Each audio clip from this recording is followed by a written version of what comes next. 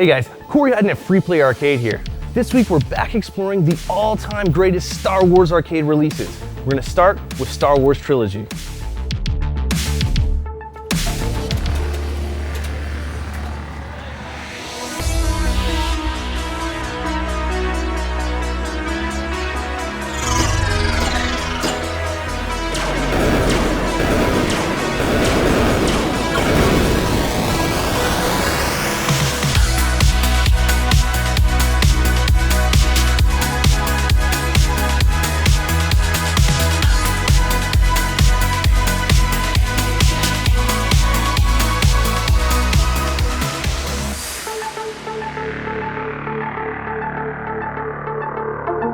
Designed by Sega during the height of their railgun and lightgun arcade domination, Star Wars Trilogy is an awesome, diverse arcade game that gives any arcade goer a totally unique and awesome peek into the Star Wars universe.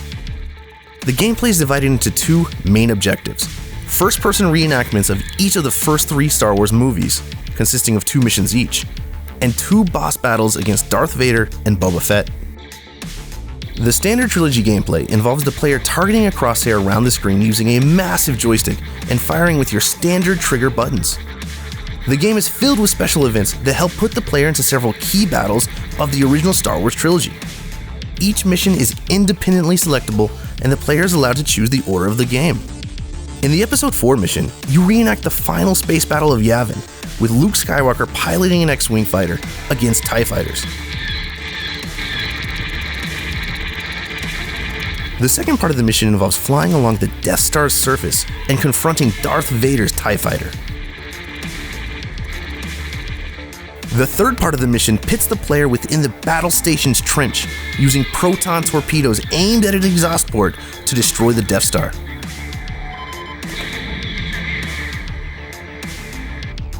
Yes, this is very similar to the order of the original Star Wars Arcade Vector release, and it does a great job at recapturing that magic.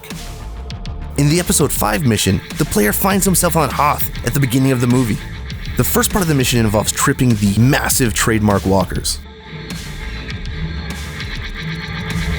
The second part of the mission reenacts the escape from Hoth, running through quarters of the Rebel base, shooting snowtroopers and Wampas while traveling to the Millennium Falcon.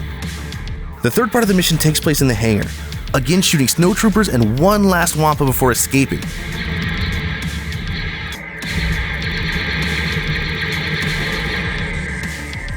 As with Episode 4 and the original Star Wars arcade, the gameplay feels very similar in a satisfying way to the 1985 Empire Strikes Back release.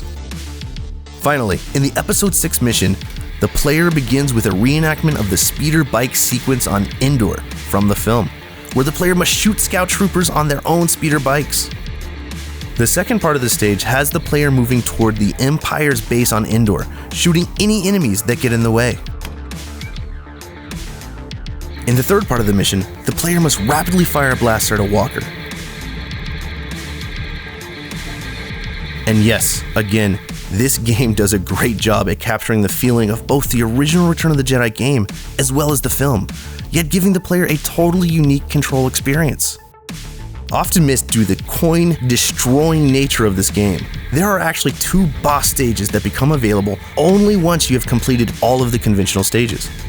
In one boss battle, the player uses a lightsaber to reflect Boba Fett's blaster shots back at him in order to knock Fett into a Sarlacc pit beneath him. And the other boss fight involves the player dueling Darth Vader on the second Death Star. The Star Wars Trilogy arcade game is certainly its own thing, given the rail shooter joystick gameplay, and it has a massive following all on its own. But it is also a great homage to the Golden Age arcade games we discussed in the first episode of this feature, capturing many of the classic gameplay aspects while capitalizing on newer technology to bring a totally original and awesome experience to the player. It might not be a prestige piece like some of the other games in the Star Wars arcade lineage, but it's definitely earned a spot at Free Play Arcade. Finally, we come to the newest entry in the Star Wars coin-op pantheon, Stern's new Star Wars Pinball. While any pinball paired with the Star Wars brand is going to be a success, Stern took extra care to deliver a top-quality pinball product in this release. Star Wars Pinball has deep rules, a killer light show, awesome integration with the original trilogy, and has one of the most attractive art packages we've seen in a long time. That said, on some days, the game feels too fast and too open, but when everything is going your way, the deep rule tree rewards you with new gameplay throughout even your best games. The purist in us finds the front action button to be overused, but the extensive game options really allow the user to define their experience every game.